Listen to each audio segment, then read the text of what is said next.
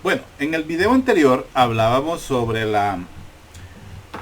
ciclo ovárico, sobre las diferentes fases por las que pasa ese ovocito que quedó en una fase stand-by, por decir así, en una etapa primaria de un folículo primario, y luego pues este continúa una maduración desde un folículo primario hasta un folículo maduro, o también conocido como un folículo de Graf, que es cuando ya se presenta una lesión en la superficie del ovario, y entonces es expulsado a través de esa situación que se conoce como el estigma.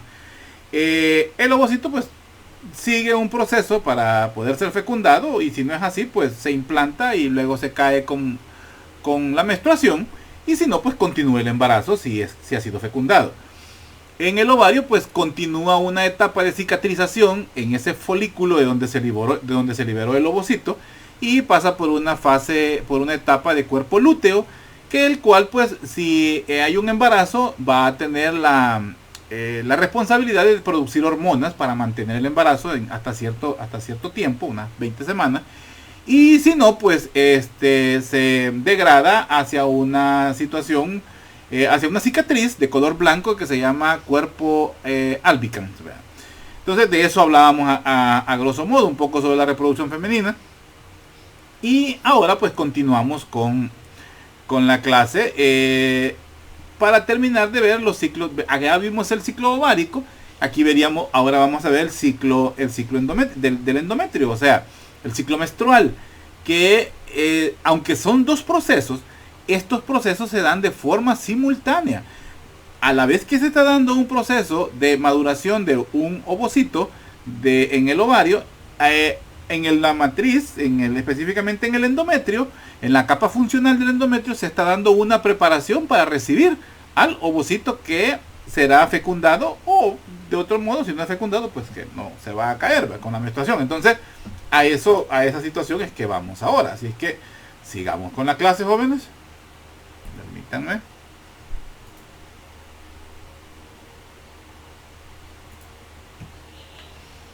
Esto era lo que habíamos visto, que es la conformación pues ya prácticamente a pocos momentos para ser expulsado a través del estigma. Permítame que tengo aquí un error. ¿Dónde está el puntero? Aquí. Ay, ¿por qué no me lo da? O ya lo andaba. Aquí está. Entonces, esto es parte del ovocito ya maduro que será expulsado. Ya está prácticamente a pocos momentos de ser expulsado, y el cual pues, bueno, vemos todas las estructuras. La zona pelúcida, que es parte de la cubierta externa del ovocito. La corona radiada, que son cúmulos de células foliculares, estas que vemos acá.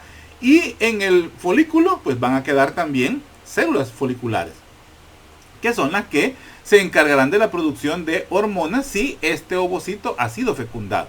Luego pues esta es la zona del estigma, donde se rompe y es expulsado, como lo vemos acá. Aquí está el estigma, y por él pues se libera. Además del ovocito se libera líquido folicular. El líquido folicular sirve para hacer una señalización, para poder así en buen salvadoreño, acachar, pues no es así, sino que de secuestrar, de tomar, de así, no sé cómo poderle decir en este momento. O sea, pero es la forma en que él pues lo atrapa, esa es la palabra. Atrapa el ovocito, las fimbrias. Esta es la parte terminal de la trompa, de las trompas de falopio, las fimbrias. Esta parte de la trompa es el infundíbulo, y por es que es absorbido el ovocito con el líquido folicular. Este es el que entra al interior pues de la trompa, de las trompas de falopio, para poder ser fecundado. Y lo que queda pues dentro del folículo, lo que queda al final, pues es lo que se convierte en un cuerpo lúteo, que puede ser un cuerpo lúteo del embarazo o un cuerpo lúteo menstrual, que es el que se libera pues prácticamente con en el útero pues se libera como menstruación ese endometrio, que aloja pues un ovocito que no ha sido fecundado. Sigamos. Entonces pasamos a hablar sobre el ciclo menstrual. Esto es lo que vimos en la preparación al interior del ovario. Esto es lo que pasa al interior del útero, específicamente en el endometrio. Vamos a ver las diferentes fases. La fase menstrual, la fase proliferativa, la fase luteínica, la fase isquémica y la fase menstrual. Estas son las fases por las que pasa el endometrio. Específicamente la parte funcional. Entonces el ciclo menstrual, vea como dice ahí, es el periodo de tiempo durante el cual el ovocito madura, experimenta la ovulación y se introduce en la trompa de falopio. Ese es el ciclo menstrual en el ovario. El ciclo menstrual se debe a los cambios del endometrio del tipo cíclico por efecto de la gonadotropina. Eso es lo que pasa en el endometrio, ¿verdad? Inicia el primer día de regla. Ese es el día inicial del ciclo menstrual. El primer día de regla. Es decir, cuando se cae la capa funcional del endometrio. Y en promedio, pues, ¿cuánto dura el ciclo menstrual? Dura aproximadamente 28 días. Los ciclos menstruales pueden variar o pueden presentar variaciones de varios días en su duración. ¿Qué queremos decir con eso? Que no es un relojito, o sea, que no va, si la menstruación aparece un día 5 del mes, no es obligación que el día 5 del mes vuelva a aparecer en el siguiente mes, o sea, no es así. Hay algunas mujeres que sí tienen un ciclo bastante exacto, como que es relojito suizo. Hay algo otras que no, pueden haber variaciones. Por ejemplo, por experiencia, pues yo tengo pacientes consultan porque refieren de que tienen problemas con el ciclo menstrual. Consideramos como ciclo menstrual normal 5 días adelante, 5 días atrás. ¿Qué queremos decir con eso? Este mes le vino un 14 de abril, por ejemplo. Le vino un 14 de abril. Si esta chica ve su menstruación un 18, un 19 de abril, estamos dentro de los días normales. O si esta chica ve su ciclo menstrual un 12, un 13, un 11 de abril, estamos dentro de los días normales. O sea, 5 días adelante, 5 días atrás, se considera como normal. Diferente es que en un mismo mes veamos 2 menstruaciones, veamos 2 sangrados. O que pueda pasar un mes sin que veamos un sangrado. Eso ya es anormal. Ahora, hay parámetros específicos. Estoy hablando a grosso modo, porque la clase no es ciclo menstrual, sino que estamos hablando de la preparación. Estamos hablando de la preparación para un embarazo y los diferentes periodos, etapas por las que pasa un producto, o sea, un embrión, un feto y un recién nacido. Eso es lo que estamos hablando. No, por eso no me voy a meter en mucho del ciclo menstrual, porque esto va a tener su apartado cuando ustedes, por ejemplo, lleven ginecología. Ahí van a hablar mucho mejor sobre esto. Entonces, vamos a ver que existen fases. Estas fases, pues, están de acuerdo a la concentración, o sea, a la presencia en sangre de las hormonas, en este caso femeninas, estrógenos y progestágenos. Por ejemplo, hablamos de la fase menstrual. La fase menstrual dura aproximadamente entre 4 a 5 días. Esos son los días normales en los que se puede ver regla o manchado, como se dice. Entonces, no mi apellido, por supuesto. Entonces, 4 a 5 días es algo normal, siendo más abundante a veces el primer día, en algo otras puede ser más abundante el segundo, o sea, no todas las mujeres son iguales. Entonces el sangrado pues puede variar en duración, en tiempo, en abundancia, en volumen, puede variar, o sea, eso es de acuerdo a cada paciente. Luego también tenemos una siguiente etapa que va del 5º día al 14, que es la fase pues proliferativa. Esta dura aproximadamente 9 días. ¿Cuál es la característica? Que el endometrio, su capa funcional aumenta de tamaño. Esa es la característica de la fase proliferativa. Hay un aumento en el riego sanguíneo, hay una edematización, ¿verdad? Pero es una edematización por el aumento del flujo sanguíneo hacia esa zona. Flujo sanguíneo que será necesario para un ovocito que ha sido fecundado. Y si en el caso no es fecundado, pues se va a caer, ¿verdad? Luego tenemos la fase luteínica. ¿Verdad? ¿Cuánto dura esta? Dura aproximadamente 13 días. Y coincide con la formación del cuerpo lúteo. Que es la fase en el ovario. O sea, es la fase luteínica en la matriz. Y tenemos una fase luteínica en el ovario. En el ovario ya sabemos que es cuando se forma el cuerpo lúteo. En la matriz es cuando aumenta todavía más de tamaño. Se conforma mejor las glándulas uterinas. Entonces es una zona ya apta para poder recibir un ovocito que viene fecundado, y con esto va a asegurar la vida, la alimentación y la existencia, sobrevivencia de esas células que ya están en división. Y bueno, si esto no avanza, o sea, no hay un embarazo, esto degenera hacia una fase isquémica. Aquí pues esta fase continúa si no existe fecundación. Si existe fecundación, pues no pasa, no avanza, se queda en una fase luteínica, o sea, en una fase donde está recibiendo aportes, aportes hormonales para poder preservar la vida. Entonces, si en este caso pues no hay una fecundación, pues entonces va a haber pues una hemorragia. Y al final pues tenemos de nuevo la fase menstrual y vuelve a empezar el ciclo. Ahora, en el embarazo, los ciclos menstruales cesan. O sea, toda esta maduración de ovocitos a nivel del endometrio y por supuesto fase menstrual, fase proliferativa a nivel del endometrio tampoco van a proseguir, porque están entonces en un endometrio que se le llama endometrio gestante o endometrio en fase de gestación. Se queda pues prácticamente en una fase luteínica porque se está dando pues el embarazo y se está preparando pues para crecer, para formar los órganos, dar los aportes necesarios para la formación de la placenta, que va a ser quien va a comandar después los estímulos, la producción de las hormonas necesarias para mantener el embarazo. Esto solo es para que vean cómo es los diferentes ciclos o cómo se ve el aumento de las hormonas según los diferentes periodos donde se está dando el ciclo menstrual. Vamos a ver que el pico casi de todos es a nivel del 14 día, que coincide con el ciclo de la ovulación. Entonces, si ustedes ven de la fase proliferativa, terminando la fase proliferativa y entrando a la fase luteínica a nivel del endometrio, es cuando se da la ovulación, o sea, cuando el ovocito es expulsado del folículo maduro. Entonces está apto para poder implantarse. Este ovocito está apto para poder ser fecundado y el endometrio está apto para poder albergarlo y pues permitir la vida. Sigamos. Entonces, el transporte de los ovocitos. Ya más o menos lo veíamos. Los ovocitos pues secundario, el ovocito cuando ya es expulsado del folículo ovárico, pues durante la ovulación, ya hablábamos que se acompaña también de un líquido folicular.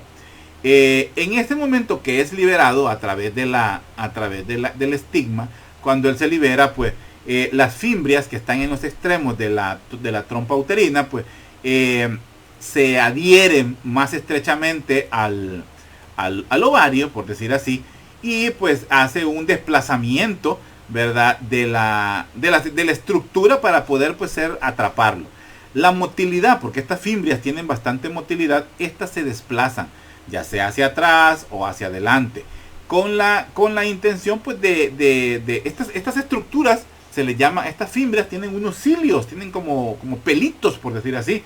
Entonces son en sí extensiones móviles que hacen pues un barrido, por decir así, del ovocito, y lo pueden pues atrapar y de una forma engullir, tragar, por ponerlo así con un nombre. Entonces es introducido hasta el infundíbulo, ¿verdad?, que es esta parte de la trompa, se llama el infundíbulo, y pues va a entrar en la trompa y va a comenzar a viajar a través de ella para llegar aproximadamente a la ampolla, que es esta zona de acá, que es cuando es la zona donde frecuentemente los espermatozoides llegan, y ahí es donde es pues fecundado. Ahora, todo este movimiento se le conoce tal cual los movimientos del digestivo. Se llaman movimientos peristálticos. O sea, son los movimientos peristálticos de la pared uterina, de la pared tubárica, perdón. Entonces, o de la tuba, ¿verdad? Entonces, ese se llaman movimientos peristálticos y se caracterizan por tener fases alternadas de contracción y relajación. Acuérdense que esto tiene músculo, entonces tiene fases de contracción y relajación, y eso es lo que hace que el ovocito pues pueda llegar hacia la zona donde se encuentran los espermatozoide. Ahora, los espermatozoides, pues estos son expulsados durante la eyaculación. La eyaculación en sí, pues es algo reflejo. Es algo reflejo durante el acto sexual. Esta se puede dividir en dos. Una es la emisión y la otra es la eyaculación. La emisión, pues es cuando el semen alcanza la uretra prostática. O sea, cuando el semen que viene de las vesículas seminales expulsan, ¿verdad?, el líquido seminal. Este se mezcla con los espermatozoides que vienen desde el epidídimo, ¿verdad?, que es la parte superior el polo superior de cada uno de los testículos, viaja, ¿verdad?, a través del cordón espermático y pues se mezcla con el líquido seminal, y en ese momento es la fase de la eyaculación. O sea, pasa a través de los conductos eyaculadores, y también debido a movimientos peristálticos que se dan en el conducto deferente, que es ¿verdad?, el conducto deferente. Yo les dije cordón espermático, es conducto deferente. El conducto deferente está dentro del cordón espermático. El cordón espermático lleva otras estructuras además. El plexo fampiniforme, el músculo, se me fue el nombre ahorita, pero esto lo vamos a ver en la 2. Pero sí, este es el conducto deferente. Entonces, esto gracias a una reacción simpática, entonces comienza a viajar dentro de la uretra. Ahora, la eyaculación es el momento cuando el semen sale de la uretra a través del meato urinario externo. Entonces, el esfínter vesical, que es parte de la próstata, se cierra y permite la expulsión de semen. O sea, aunque la vejiga esté llena, no va a salir orina, va a salir semen durante el acto sexual. Ahora, cuando ya hay problemas con la edad, problemas prostáticos, pues se puede dar la situación en que se libere orina revuelta con semen, pero eso es otra cosa. Entonces, la contracción de todo el músculo uretral, ¿verdad?, y también de los músculos bulboesponjosos, que son estos que encontramos acá. Estos son parte de los cuerpos cavernosos y esponjosos, pero también tenemos estructuras de músculo liso que ayudan pues a que se dé la eyaculación. Durante el coito, pues se depositan dentro del orificio externo del cuello uterino, es decir, en el fondo del saco vaginal. Pueden ser liberados 200 a 600 millones de espermatozoides. Fíjense cuánto, más o menos 200 a 600 millones. En un volumen más o menos de semen de 3.5 ml. Más o menos, esa es la cantidad. Puede haber más en algunas ocasiones. Pero eso es lo que se expulsa al final de una eyaculación. Todos estos espermatozoides, pues, atraviesan el canal cervical, y gracias pues al movimiento de sus colas, que es donde está la energía del espermatozoide, estos viajan en forma ascendente.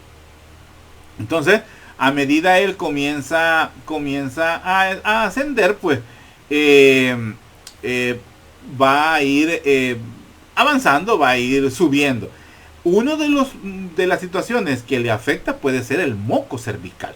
El moco cervical puede evitar su desplazamiento, pero gracias a una enzima que es secretada por la próstata, que es la enzima vesiculasa, ¿sí? La vesiculasa, hace que haya una licuefacción de la viscosidad y que, ¿cómo se llama? No se cree como coágulos, por decir así, que eso impediría el transporte de los espermatozoides que vienen ascendiendo a través del canal pues cervical y también pues del cuerpo del útero. Cuando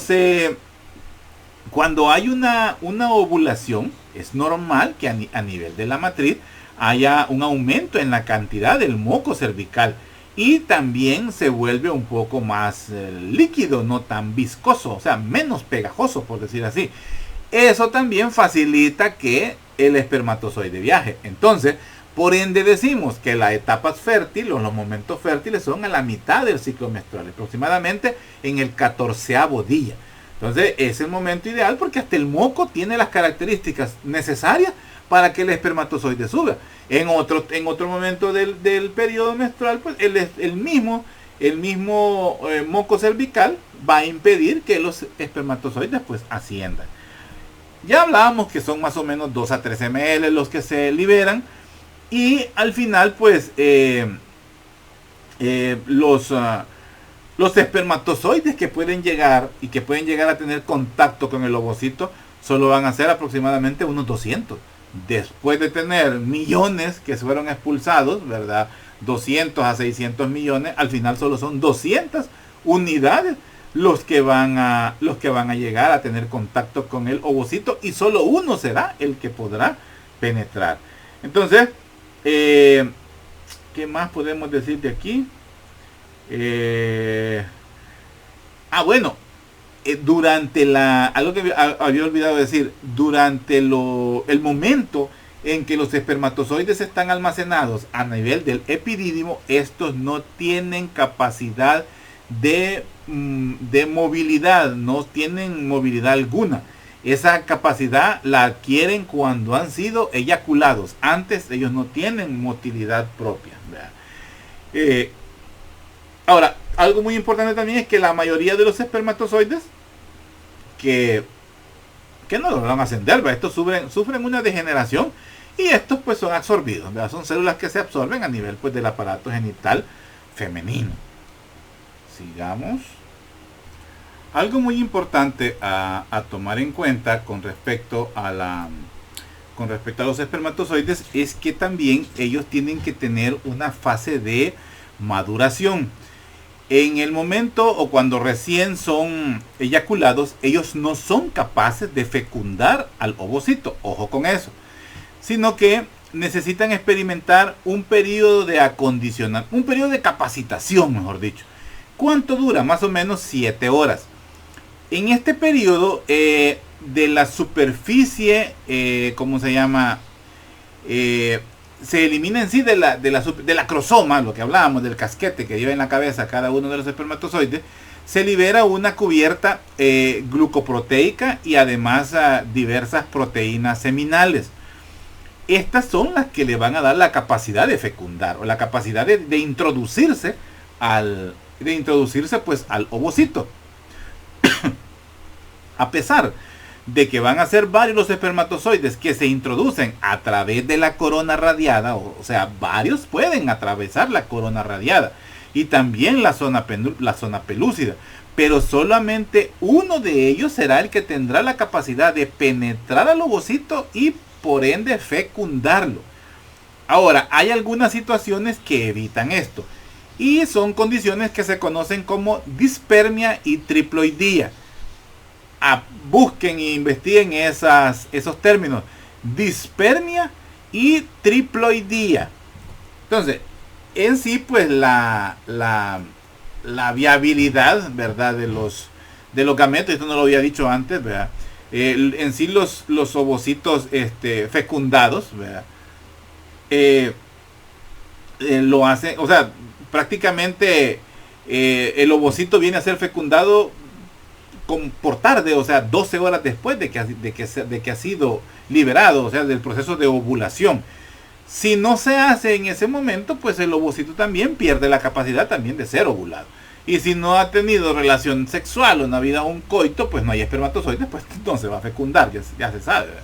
Entonces, más o menos, pues, la degeneración de un ovocito se da 24 horas después de que ha sido ovulado. En ese momento pues puede perderse la viabilidad o puede perderse la capacidad para poder albergar vida un ovocito después de 24 horas de ser expulsado. Ahora, la mayoría de los espermatozoides, ya lo decía, de los espermatozoides no sobreviven 48 horas al interior pues del aparato genital femenino, o sea, antes son degradados.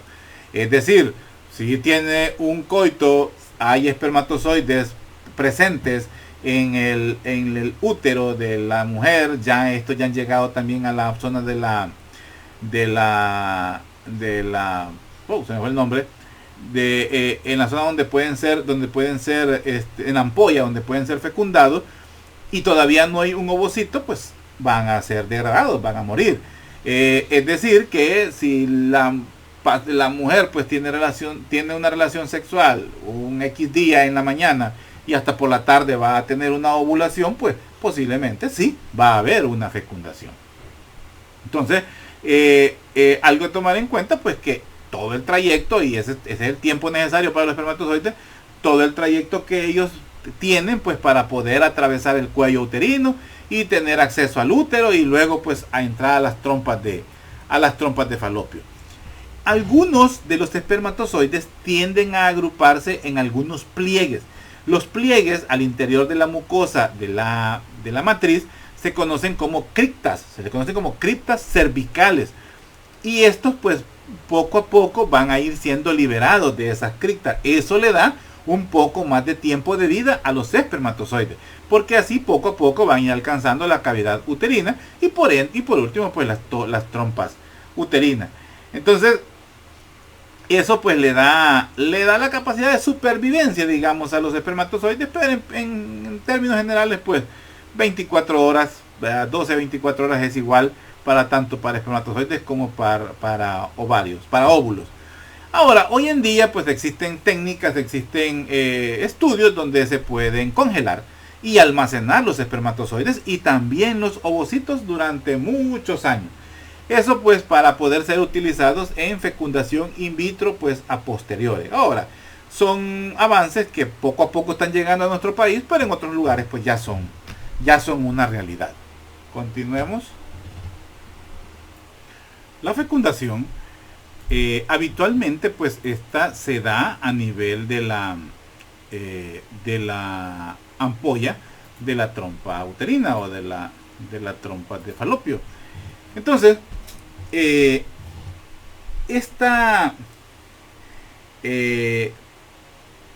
digamos que esta zona será alcanzada por el ovocito, el cual viene de camino desde el ovario cuando ha sido liberado. Entonces, al llegar a la zona de la ampolla es cuando el ovocito fácilmente puede ser fecundado, porque los espermatozoides han alcanzado esa misma zona. Como decíamos, al final serán muy pocos los que llegarán y muy pocos los que tendrán contacto con el ovocito. Entonces, a medida avanza, si ha sido fecundado, pues él alcanzará, ¿verdad? Pasará por toda la trompa uterina hasta alcanzar el cuerpo del útero, y en cualquiera de las zonas se hará la implantación.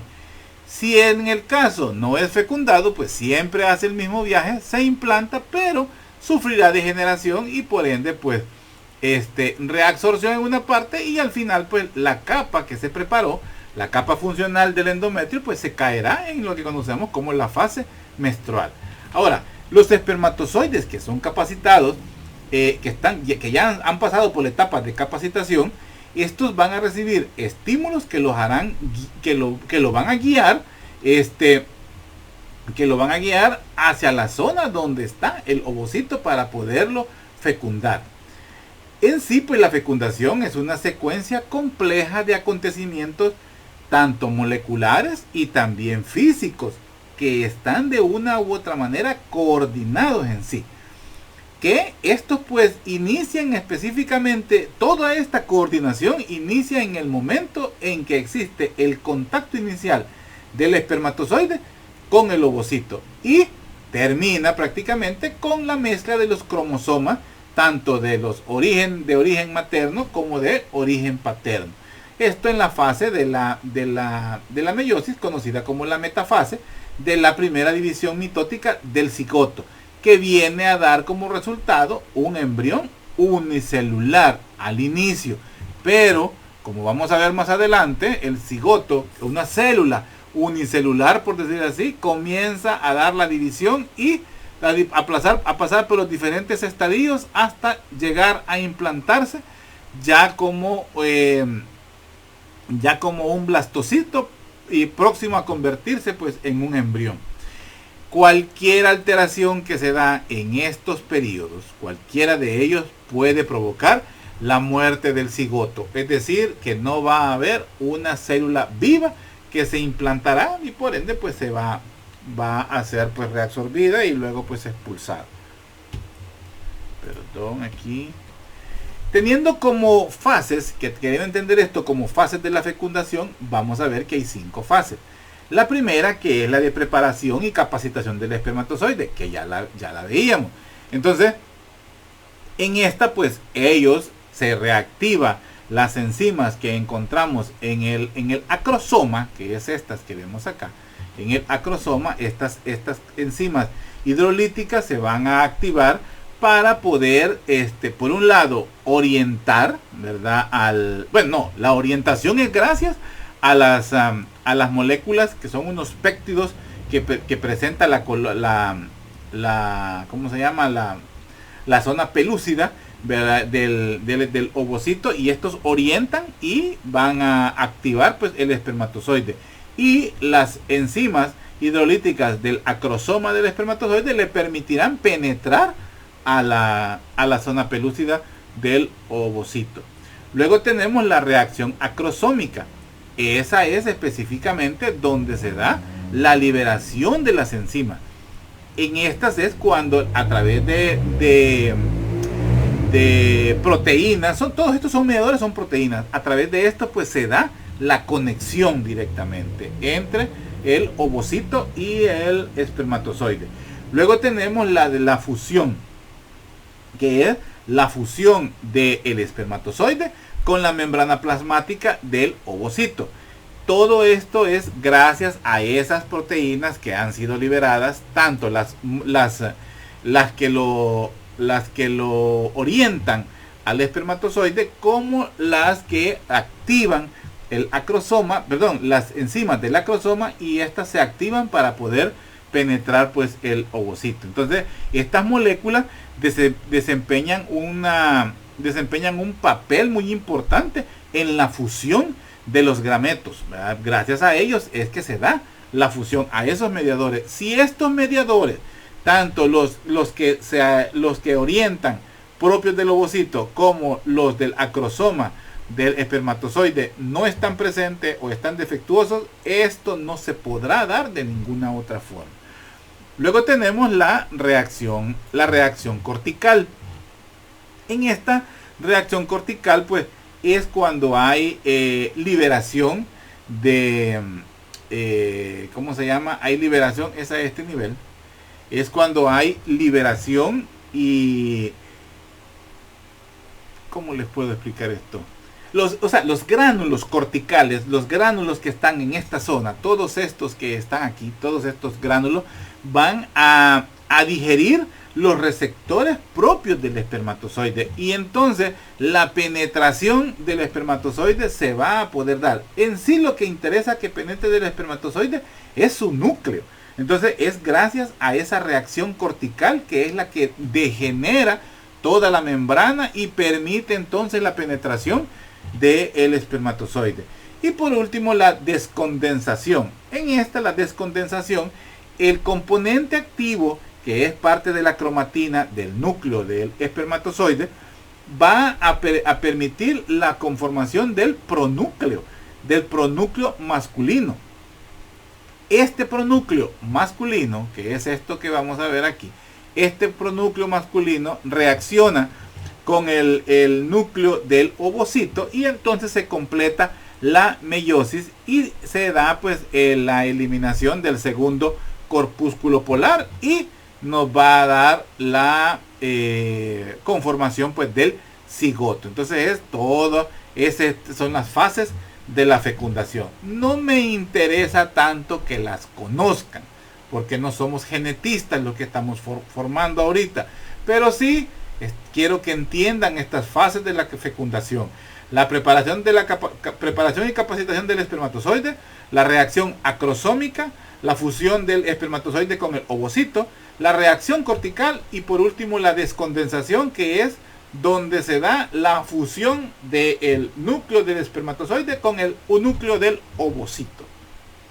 Sigamos. Eso de lo que acabamos de hablar se resume también en estas imágenes. Aquí es donde vamos a ver pues la reacción acrosomal, que es parte de la cabeza del acrosoma del espermatozoide, y vamos a ver que está en una etapa de preparación o la etapa de capacitación. Es donde él pues tiene un periodo de acondicionamiento, y esto se da pues a nivel, eso tal vez no lo había dicho, esta preparación, no, como no, si ya lo dije, que entraba en las criptas del endometrio. Entonces la reacción acrosomal pues se da a ese nivel, y es cuando se están activas las enzimas hidrolíticas que le van a permitir pues la penetración. Vemos como el espermatozoide ya está experimentando la reacción acrosomal y está comenzando a perforar el acrosoma y a liberar pues las enzimas hidrolíticas que le van a permitir entrar pues y a traspasar tanto la corona radiada como pues la zona pelúcida, que la vemos a este nivel.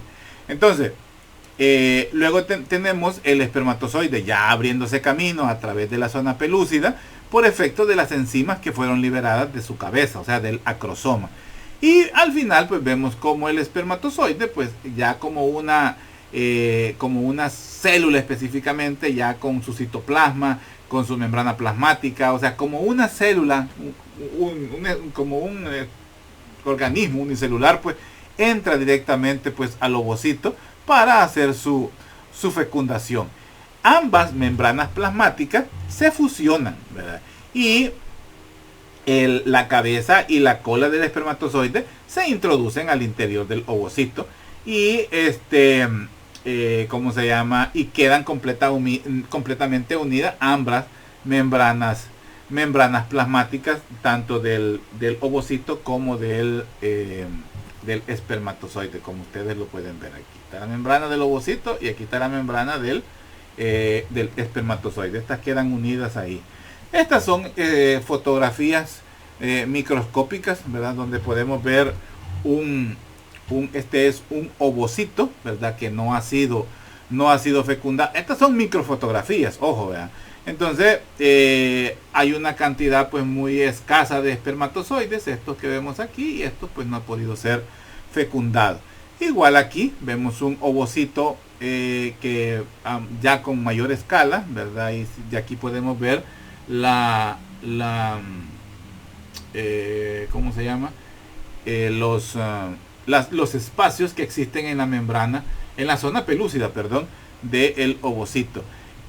Supuestamente, según la literatura, a este nivel, yo lo he intentado de ver, pero no sé, yo no lo veo. Ha hablado de que en esta zona pues ha habido una penetración a través de esta estructura, pero no viene al caso. O sea, no, así está en el libro, pero no, por lo menos no se distingue, no se entiende muy bien. Sigamos.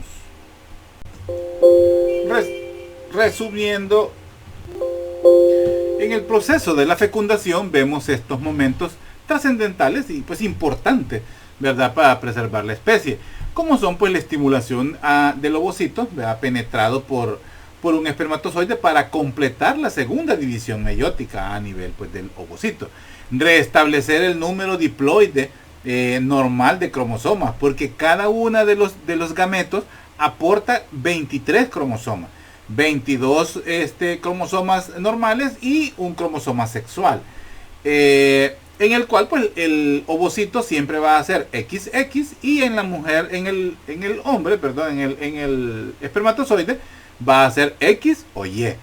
Entonces se completa, al haber una fusión, pues se completan los 46 cromosomas que conforman el cigoto, ya la célula diploide.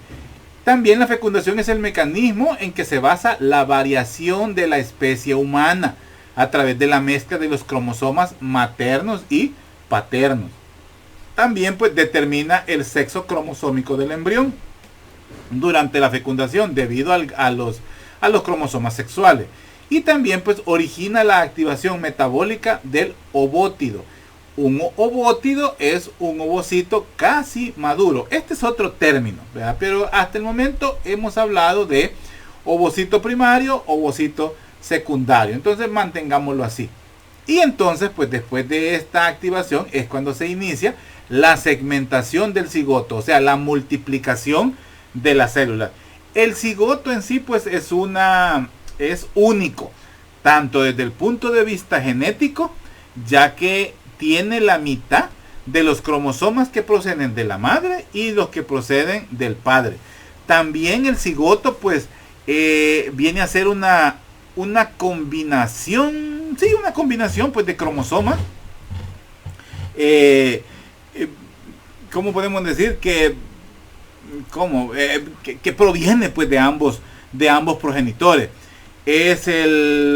La fecundación viene a ser también un fundamento, ¿verdad?, de la herencia biparental, o sea, donde ambos progenitores pues heredan genes, heredan características, heredan pues la información genética de ambos, ¿verdad?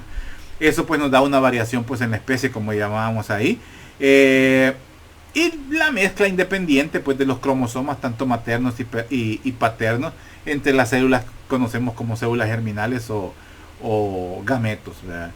¿Qué más podemos decir? Pues viene a ser como una baraja de cromosomas en donde pues dependiendo de el cromosoma sexual que aporte el padre, ya sea X o Y, el resultado será una hembra o será pues un varón.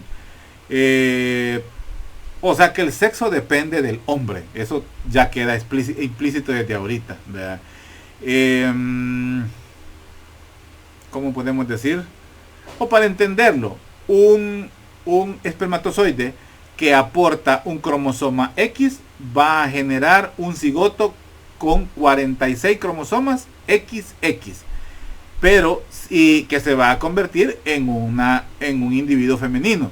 Pero si el ovocito es fecundado por un espermatozoide que aporta un cromosoma Y, él generará un cigoto 46XY. Y entonces esto dará origen a un individuo masculino. Espero esto lo hayan entendido. La segmentación es el proceso que aparece después de la fecundación. El proceso de la segmentación, como dice ahí, consiste en divisiones mitóticas repetidas del cigoto, o sea, en la duplicación de células. Empiezan 2, luego son 4, luego son 6, y así, a medida van pasando el momento, el tiempo, pues se va dando esto de la segmentación. Esto hace que rápidamente se incremente el número de células.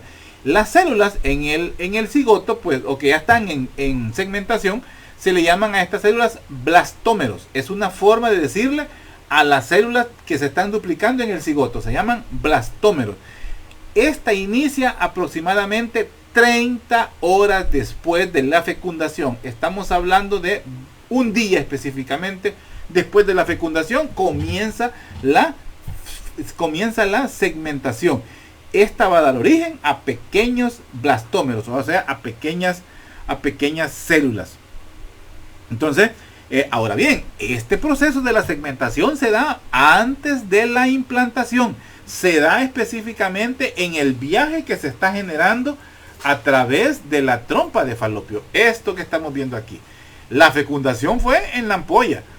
Prácticamente ya entrando a la trompa de falopio, es donde comienza la segmentación. Lo que estamos viendo aquí, los diferentes estilos, 2, 4, 8, ya más de 9 células, ya le conocemos con el nombre de mórula. Y cuando se separan el trofoblasto, cuando ya aparece parte del trofoblasto, vamos viendo los blastocistos, que ya es la forma en la cual se penetra a la pared uterina. Pero todo este proceso es en el trayecto de la tuba uterina, específicamente ahí, en el trayecto de la tuba uterina.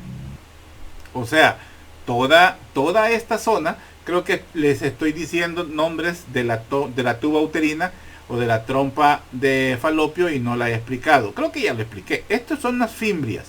Esto es el infundíbulo. Esta zona de aquí se conoce como infundíbulo. La ampolla es toda esta zona. Esta zona es conocida como la ampolla, el trayecto más largo. Y la que está en contacto directo con el cuerpo uterino se conoce como el istmo. Entonces, durante el viaje por toda la ampolla es que se da el proceso de la segmentación. Permítanme, quiero regresar a la diapositiva que estábamos. Estábamos aquí. Entonces, durante todo ese trayecto es que se da pues la la segmentación. Después de a medida se va segmentando, se va duplicando los blastómeros, la estructura va cambiando de forma y se van alineando una con otra para ir formando una masa redondeada, ¿verdad? Compacta, eso sí, es una estructura compacta. Y bueno, es más, a ese proceso, ¿verdad?, en el cual se van haciendo más células, pero se van uniendo unas con otras y se van redondeando, a ese proceso se le llama compactación, cuando ya vamos a tener más de 9 células.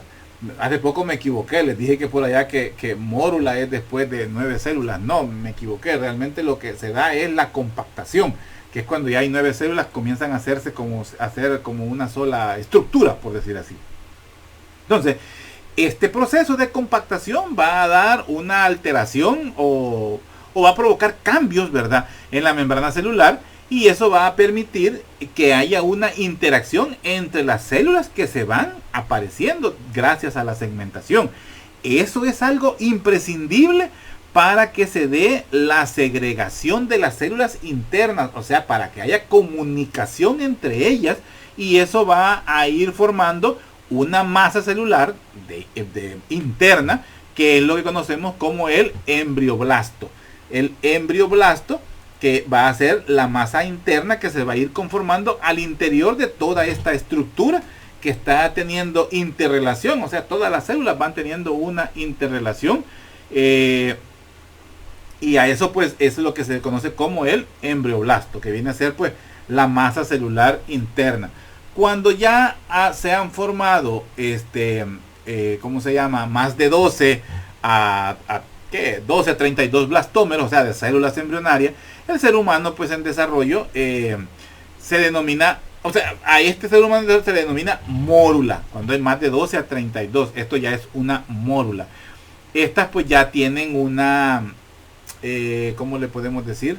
Estamos hablando de una estructura rodeada por células del trofoblastos. El trofoblasto ya vamos a hablar más adelante qué es. Y la mórula pues se va a formar aproximadamente a partir del tercer día después de la fecundación. En ese momento es cuando se introduce en el útero, se introduce específicamente en el endometrio. En ese momento es cuando ya tenemos una mórula. Y el paso importante o el paso siguiente pues es la formación del blastocisto, cuando ya hay pues más de 200 células. Esto ya son al interior de toda esta estructura que está teniendo pues una interrelación celular entre todas las células que se han ido, que se han originado pues desde el cigoto inicial. Solo para ¿cómo se llama?, para comprenderlo mejor, vamos a ver cómo el blastocisto, que es el que se forma al interior de la mórula, o sea, al interior después de la compactación de la célula, comienza a hacerse una segregación de estructuras celulares que van a conformar por lo que conocemos como el blastocito, que es en sí la forma como directamente se adhiere y comienza a penetrar la pared del endometrio. Entonces, al interior de la mórula se forma una cavidad uterina, una cavidad, esto está mal, ¿verdad?, una cavidad interna, ¿verdad?, una cavidad interna que está llena de líquido que se conoce como el blastocele. Todo esto va a ser el blastocito. Entonces, esto que se conforma al interior se conecta como el blastocele. Es una cavidad llena de líquido. Esta cavidad pues va a ir aumentando y va a permitir que se vayan separando las estructuras o las células embrionarias que se conocen como blastómeros, dando dos estructuras principales, que son el trofoblasto, que es el exterior, y el embrioblasto, que es la masa compacta. A todo esto es lo que conocemos como la blastogénesis, el proceso por el cual se vienen duplicando, ¿verdad?, la segmentación de las células, luego la compactación, y esto es el origen del blastocisto, es decir, el blastogénesis, aproximadamente al 5.º día posterior a la fecundación. En ese momento es cuando se ve la implantación de la cual yo hablamos, y todas estas estructuras que están, que el polo donde encontramos el embrioblasto al interior del blastocito, de ahí se van a proyectar pues el blastocele, que es la cavidad llena de líquido, y por supuesto pues el trofoblasto, que va a ser lo que conforma en sí la pared del blastocito. Después del sexto día de la fecundación, el blastocito, como dice aquí, se une al epitelio endometrial, específicamente por esta zona. No se va a adherir por esta zona, se adhiere por la zona donde se encuentra el embrioblasto, o sea, la masa interna de blastómeros, que es el embrioblasto. Por esa zona es donde se adhiere a la pared del uterino. Y va pues va a ir proliferando para dar dos capas o una subdivisión de capas, que son el citotrofoblasto y el sincitiotrofoblasto. Yo comprendo, yo les entiendo realmente que vamos hablando de unas estructuras donde no vemos el proceso, porque casi me estoy adelantando. Más adelante vamos a ver este proceso de segregación o separación de células, tanto de citotrofoblasto como sincitiotrofoblasto. Vamos a ver cómo de aquí, de una de ellas, se origina la placenta y la otra se origina del disco trilaminar, pero eso es más adelante. Viéndolo como una estructura real, ya son, ¿cómo se llama?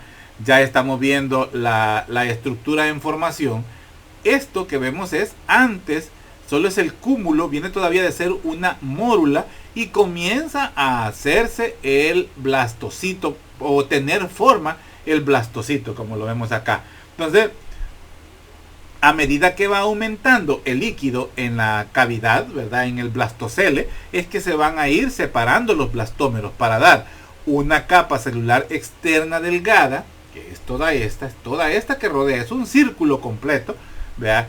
Y esa es la que nos va a dar origen al trofoblasto y el grupo de blastómeros que se encuentran al interior, y estos son los que conforman el embrioblasto, que es el que va a generar en sí el embrión.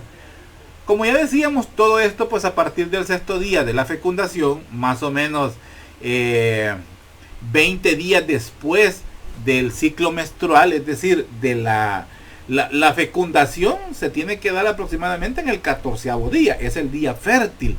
Entonces esto aproximadamente viene a ser 20 días después de la ovulación. Entonces en ese momento es cuando ya el embrión, el blastocito, pues se adhiere al epitelio endometrial por la zona del embrioblasto. Esto ya lo estoy repitiendo prácticamente. Entonces en el momento en el cual este pues se adhiere, ¿verdad? Se une, comienza a dar una proliferación con mucha rapidez de el trofoblasto, del cual se liberan el citotrofoblasto y el sincitiotrofoblasto. Perdón, son palabras medio raras. Entonces, de ahí se van a originar tanto el cito como el sincitiotrofoblasto, que vienen a dar las demás capas y las demás estructuras propias pues del embrión, de las placentas y de las membranas. Entonces, digamos que a este momento todavía no se va a poder determinar esas dos capas, o mejor dicho, no podemos determinar los límites celulares, pero es el proceso siguiente que vamos a ver. Aquí vemos ya la estructura de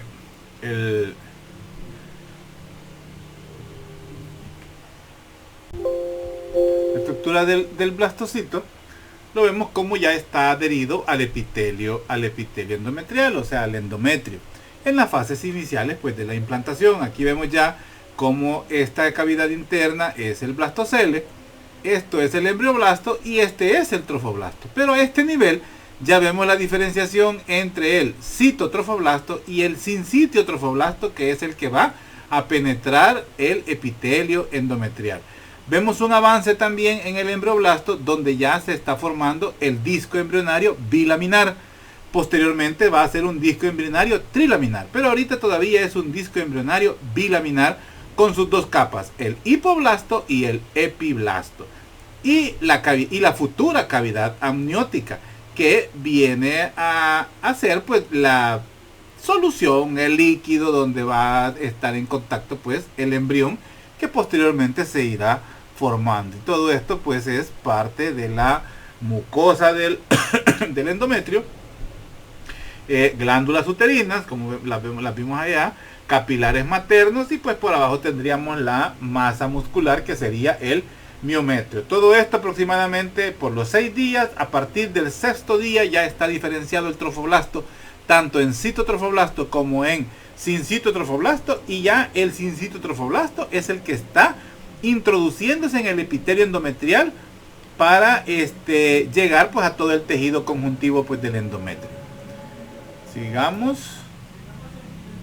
Y ya pues a manera de resumen, ¿verdad? Ya hablamos pues de que los ovocitos pues son producidos en los ovarios. Eso se le conoce como la ovogénesis. Estos van a ser expulsados, ¿verdad? Aquí estoy hablando de la imagen prácticamente. Estos van a ser expulsados desde este órgano en el proceso de la ovulación. Las fimbrias van a ser las encargadas de atraparlo o de arrastrar al ovocito junto con el líquido folicular, ¿verdad? La solución folicular. Van a ser introducidos hacia la trompa uterina para poder llegar a ser fecundado a partir en la zona conocida como la ampolla de la trompa uterina. No, generalmente pues veas, en cada ovulación se libera un ovocito, pero podría darse el caso que se liberen más. Eso sí, también se conoce que un mes ovula un ovario, otro mes ovula otro ovario. El dolor que las mujeres normalmente presentan en etapas previas a la menstruación, al periodo menstrual o durante la menstruación, pues puede estar relacionado con los movimientos que se dan tanto entre la trompa uterina, las fimbrias y el propio ovario. Eso tiene un nombre. Investiguen cómo se llama al dolor o a los cólicos menstruales. Cuando un ovocito ya tiene contacto pues con un espermatozoide, es cuando se completa la segunda división meiótica. Eso es lo que genera la formación pues de un ovocito maduro, porque acordémonos que se libera como un folículo maduro, pero no como un ovocito maduro. Y se da la formación pues del segundo corpúsculo polar. El núcleo pues del ovocito maduro constituye el pronúcleo femenino. Después pues los espermatozoides se introducen, ¿verdad? Se introduce al interior. Oigan, no, eso no es así. Se introduce, esta diapositiva ya la vimos. Se introduce el ovocito, ¿verdad? La cabeza tiende a separarse de la cola, esto es cuando ya ha penetrado, comienza a aumentar de tamaño y se convierte en el pronúcleo masculino. Y es donde se da, pues, se termina, pues, lo que conocemos como la fecundación, o mejor dicho, se completa la fecundación. Cuando se unen ambos pronúcleos, el masculino con el femenino, y es cuando se da la mezcla de los cromosomas tanto maternos como paternos durante el proceso de la metafase de la primera división mitótica, pero ya del cigoto, o sea, cuando ya están unidos. A medida que todo esto se va dando a nivel de la trompa uterina, ¿verdad? O de la trompa de falopio, el cigoto va a presentar diferentes procesos, que es el proceso de la segmentación, donde hay diferentes divisiones de células a través de la mitosis, y se van a ir formando más células embrionarias, o mejor dicho, los blastómeros. A partir del tercer día de la fecundación, pues comienza esto, y comienza a formarse pues una masa celular redondeada y compacta, constituida por muchos blastómeros, más de 12 blastómeros.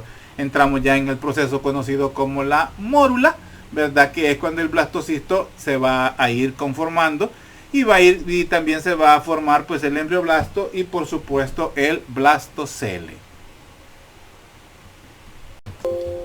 Decíamos pues que en la mórula se aparece al interior de la mórula una estructura interna, una cavidad interna, y esta nos va a proveer, pues, esta nos va a ir dando la forma a lo que conocemos como el blastocisto, donde se van a separar las células, tanto en el embrioblasto, el blastocele, que es la cavidad, y el trofoblasto. Más adelante, pues, estas estructuras embrionarias son las que van a dar origen a la parte embrionaria, a las estructuras extraembrionarias, y también a las estructuras que conforman la placenta. Más o menos por el cuarto cuarto a quinto día de la fecundación, pues se va a desprender parte de la zona pelúcida junto al trofoblasto adyacente, y ¿cómo se llama? Y el embrioblasto, pues, o por el polo del embrioblasto es cuando se va a ir a adherir al endometrio, a la capa epitelial, pues, del endometrio. El trofoblasto, ¿verdad? Que es esta parte de aquí, lástima aquí no tengo mayor imagen. El trofoblasto que existe en el polo del embrión se va a diferenciar en dos capas. Una externa, que es el sincitio trofoblasto, y otra interna, que va a ser el citotrofoblasto. El sincitio trofoblasto es el que se infiltra en el epitelio del endometrio. Eso lo veíamos en la anterior aquí. Este es el que se interna en el epitelio, pues, del endometrio. O sea, esta parte del sincitio trofoblasto. Entonces, ¿qué estaba diciendo? Se me fue. Bueno, eso. Del sincitio trofoblasto. Y ¿cómo se llama? En la superficie más profunda, pues, del embrioblasto, es donde se va a conformar, o se van a ir formando, el disco bilaminar, que ya lo habíamos dicho, que es el hipoblasto y el epiblasto. Hacia el final de la primera semana, prácticamente el blastocisto ya está implantada en la superficie del endometrio. ¿En qué momento ya se encuentra implantado el blastocisto? Ustedes ya se los acabo de decir. Y bueno, con eso prácticamente terminamos esta clase, ¿verdad? Terminamos esta clase de la primera semana, o mejor dicho, pues lo que conocemos como la embriogénesis temprana, o la primera semana prácticamente del desarrollo embrionario. Con esto, pues, terminamos y seguimos con las otras clases, con las demás semanas, pues, del desarrollo. Eso lo vamos a desarrollar en este segundo ciclo. Son clases un poco tediosas, mucha teoría, sí, pero las imágenes, y les voy a recomendar que vean muy bien los videos. Véanos muy bien y les va a salir más fácil. No les voy a preguntar del libro para que no se estén dando tanta vuelta. Si quieren leer el libro, magnífico, por mí no hay problema. Pero aquí está todo. Así es que quedamos así, jóvenes. En la manera de lo posible trataré de subir las clases. Ya me jalaron el aire por ahí una compañera de ustedes de que vamos muy lento. Yo sé que sí, pero vamos a tratar de que no sea tan tedioso este segundo cómputo, porque las notas del primero, por Dios, falta todavía que el doctor me proporcione las notas del práctico. Yo espero que hayan salido muy bien. El examen estaba muy fácil, regalado prácticamente. Entonces espero buenas notas, de veras. No sé todavía, creo que se las iban a publicar un día de estos. No sé, al rato me voy a ir a Semana Santa sin saber nada de sus notas. Y yo necesito esas notas para poder subirlas. Así es que, bueno, quedamos así. Estamos pendientes y cuídense mucho. ¿Ok? Ok.